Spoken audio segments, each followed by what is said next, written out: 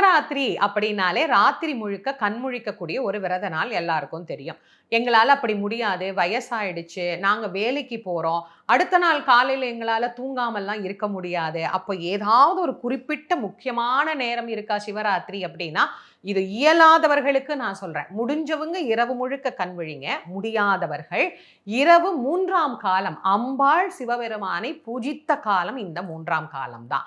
இந்த 3ஆம் காலத்துல 11:45 இருந்து ஒரு 12:15, 12:30 வரைக்கும் கண் விழித்து ஒரே ஒரு வில்வமாவது அந்த நேரத்துல சிவபெருமானுக்கு வைத்து யார் ஒருவர் வழிபாடு செய்கின்றார்களோ அவர்களுக்கு இறைவன் எல்லா விதமான நலன்களையும் தருவார். பொதுவா சிவராத்திரி விரதம் எப்படி இருக்கணும் அப்படின்னா, நம் மனதிலே இருக்கக்கூடிய ஆணவத்தை எல்லாம் அகற்றி இந்த விரதத்தை இருக்கணும். நான் செய்கின்றேன். இப்போ எல்லாத்தையும் காட்டிலும் பக்தியில கூட இந்த நான் அப்படிங்கிற எண்ணம் புகுந்துருச்சு. நான் தான் இந்த கோயிலுக்கு இதை செஞ்சேன், நான் தான் இந்த கோயிலுக்கு அதை செஞ்சேன், நான் இந்த அபிஷேகத்துக்கு கொடுத்தேன், நான் இந்த விஷயம் பண்ணேன் அப்படின்னு.